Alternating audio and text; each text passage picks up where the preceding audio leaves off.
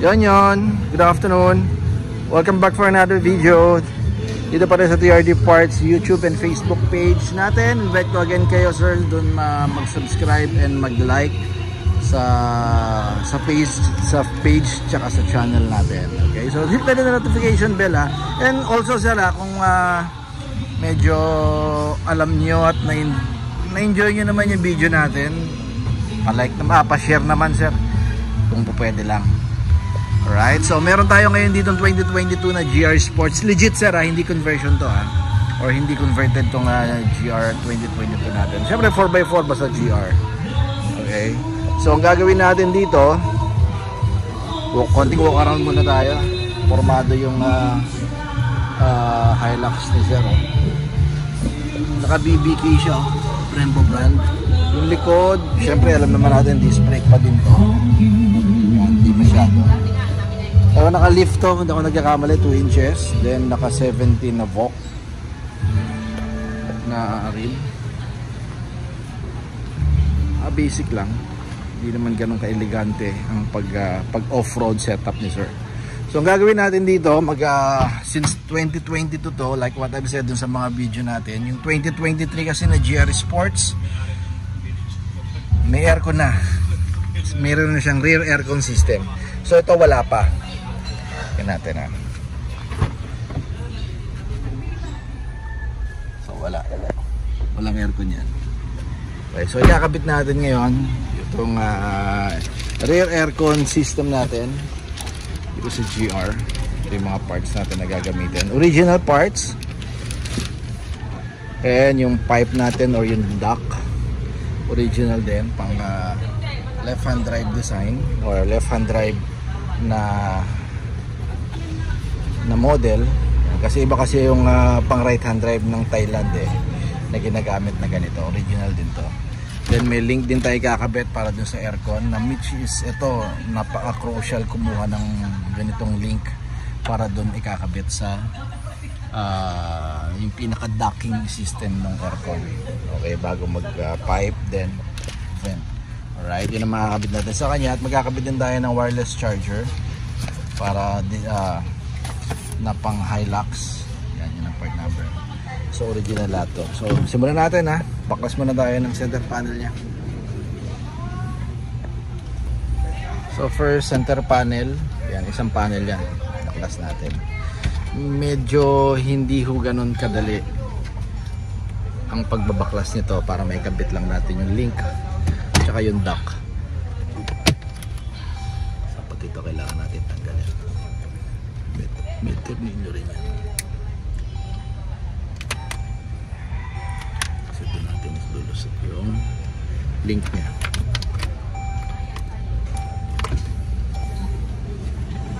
Kaya tayo nagbibigay ng labor. Okay. Kasi hindi mahirap, or hindi ganun kasimple ang pagkakabit. So sa mga magpapakabit, magpapa-install, by schedule tayo sir Hindi tayo pwede yung walk-in, kasi kailangan talaga natin ng preparation for this.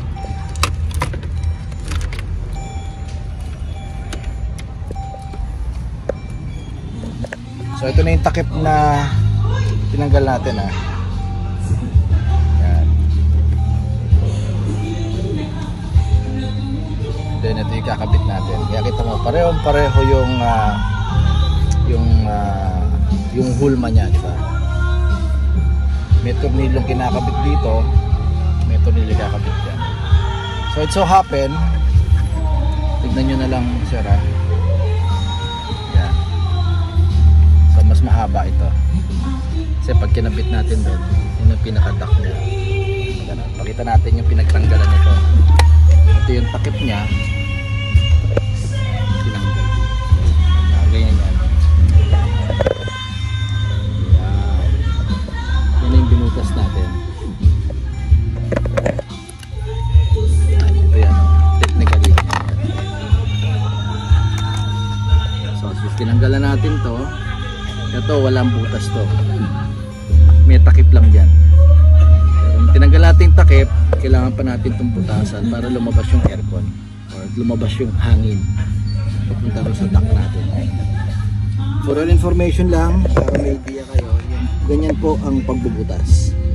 Malambot lang naman tong part na to. Malambot lang yan. Cutter lang ginagamit natin dyan. So anyway, walang kuryente, walang linya ng wire tayong gagalawin dyan, ha.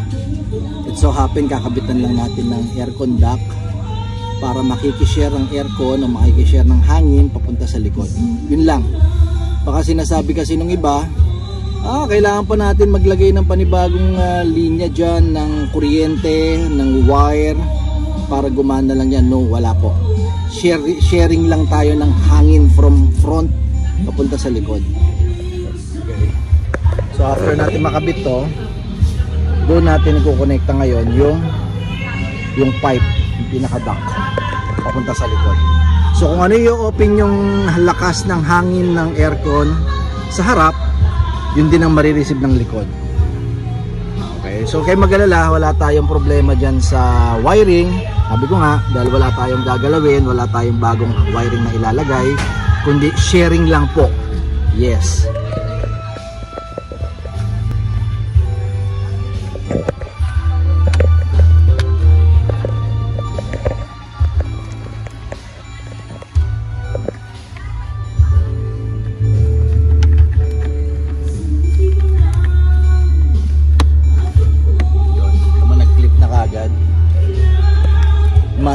Imagine nyo na lang, ito yung nakakabit dyan before, takip. Yan, ito, imagine nyo na lang, ito yung nakakabit sa kanya. So instead of this, pinalitan natin ng link. Yan yung link, diba? Pasok na pasok, fit siya, walang modification na ginawa para doon sa lutong, kasi yung mga clip nito exactly the same ang ginamit natin doon sa link.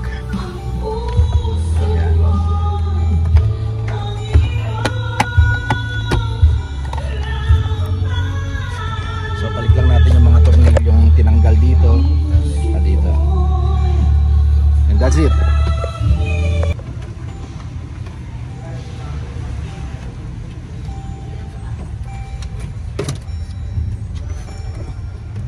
Yun. Merong iba kasi nagsasuggest mag-modify na lang daw ng hose para dito, kasi may mga nakabili talaga na walang kasamang link medyo hassle yun, mamaya sumingaw yung hangin, you know, mako-compromise ngayon yung pagpunta ng hangin from front to rear. Okay, so kaya hindi natin ginagawa mag-modify ng link or ng pipe para dito.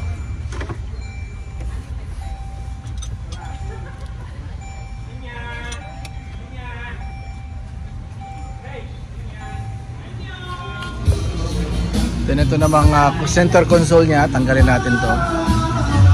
Tatanggal yan. Para syempre magbibigay daan dun sa vent natin or yung dun sa panel niya sa likod. So madali lang to. Ito lang tatanggalin mo, yung clip lang na yan. Pipisilin mo lang yan. Anyway, tinatanggal yan or ginagawa ito once na natanggal nyo itong buong panel or itong center panel na yan. Kaya madali lang yan. Ang ganda nga, ano? I-clip lang natin, ha.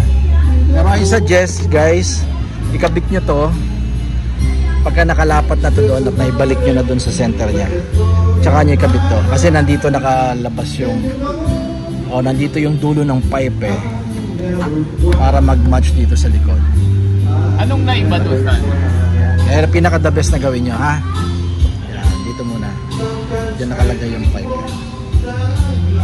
Then, madali naman to, isang clip lang naman yan Actually maraming clip yan. Ikaw na nagpalagay nito. Isa sa mga crucial na clip na gagawin nyo, ikaw dito lang sa baba. Okay? So kabit tayo ng wireless charger din. So konting trivia tayo sa mga GR lineup ng Hilux. Hindi ko lang alam kung pinabayaan ni Toyota, pero well, alam naman natin si Toyota, talagang makunat magbigay yan ng mga upgrade at mga features So ang GR, considering na top of the line na to wala pang wireless charger. Yun ang nakakalungkot. Lahat ng 2021 up to 2022. Hindi ako nagkakamali kasi alam ko 23 meron na rin ganito na GR Sports So unfortunately itong 2022 na to wala pa siyang wireless charger. So lalagyan natin. Tatap lang tayo ng linya para dito. So sinabay lang natin. So naitap na lahat yung wire. So bago natin install to dun sa panel, try muna natin. So naka-on na to. Ignition on lang. Then merong standby mode yan. So i-one press lang. Pag nakakulay blue na, standby mode yan. Okay, so try natin. iPhone 11 ni sir. Capable to sa wireless charging Tingnan natin. Yun. So ito-charge siya. Basta nagkulay ng amber or yung yellow, charging yan.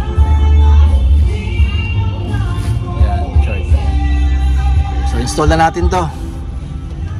So magkakabit din tayo ng TPMS. So para sa kaalaman na lahat, ang TPMS natin dalawang klase. Okay? Ang isa po yung 2016 to 2020 model, which is sa OBD kinakabit dito. Pag 2021 onward, Fortuner o Hilux man yan, dito na.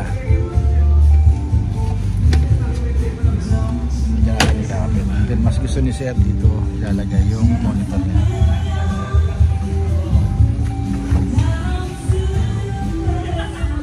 So yan na yan. Tanggalin lang natin yung socket na yan. Yan, one. Yun yung stop. Nakapit natin dun sa harness na kasama ng TPMS natin. Then balik yun sa stock socket. Yun. Parang Y socket ang nangyari. Parang extension. Ganun lang siya. Na yan. Then yung dulo nito, syempre doon natin ikakabit yung sa dito na ilagay niya. To. Yan, dito sa TPMS natin. Doon natin i-install sa bandang dulo. Pakita ko natin.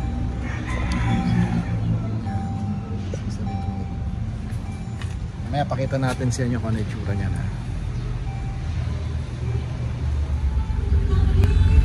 So final check tayo dun sa aircon niya.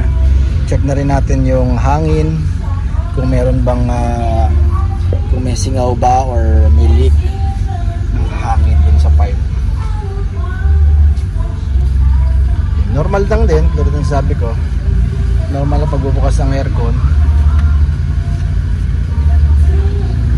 Meron na. Check na natin dito sa aircon. Yun, malakas na rin yun dito. Kung ano yung lakas dito sa harap, sir, ginagaranti ako po sa inyo na pareho din ang lakas sa likod. Kapain lang natin ng konti. Yun. Lakas, di ba? Lakas pa nga ito sa kasi pinagtagan ko yung butas Check natin yun.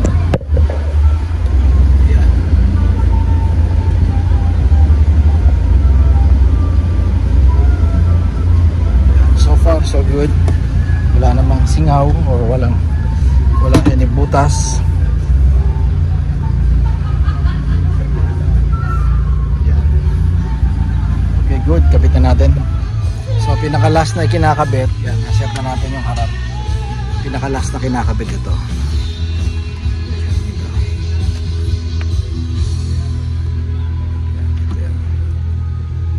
Ito no? Okay.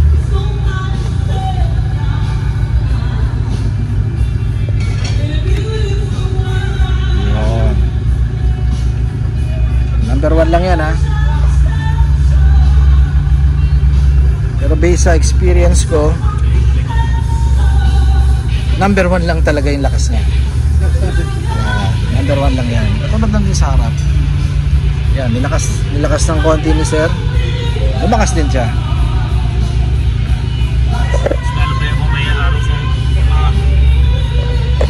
Yan, so okay siya. Ngayon, kung giniginaw ka, nakapit na dito eh.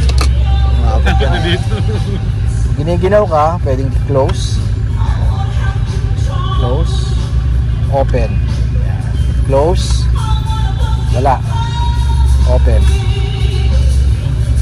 So walang linya sir, again wala tayong linya, walang bagong wiring na ginawa para mapagana to.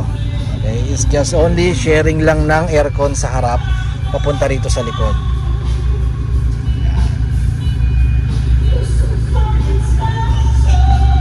So again sir, for the price of this package, 25,000 ang set natin kasama yung link.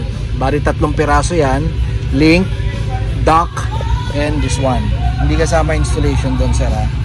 Meron tayong additional cost para doon sa installation natin. Right? So siguro basic, well hindi ko masabing ganun kadali ha, pero basic lang ang pag-i-install. It so happen mas marami lang kalasan talaga. Pero kung marunong ka magkalas, mahilig ka magbuti-buting-ting, hindi po siya ganun kahirap. Basic lang din siya. So lakas na. So once again, invite ko kayo. By the way, nagkabit din pala tayo ng wireless charger ni sir. Okay, so hindi standard ang wireless charger sa 2022 na GRS Sports 4x4 ha.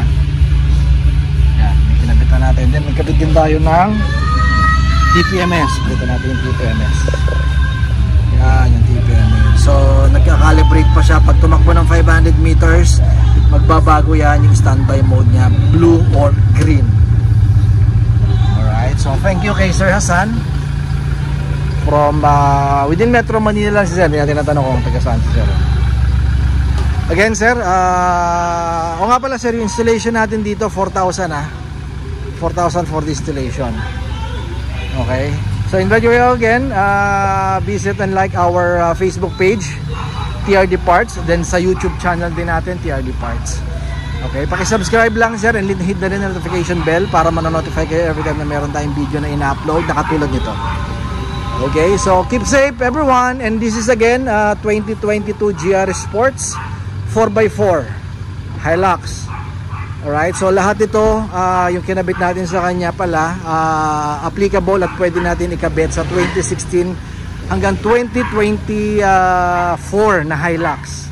Kahit na anong, well, check natin muna yung mga J variant kung pwede natin kabitan ng aircon o ng rear aircon system. Alright, so keep safe everyone and bye bye.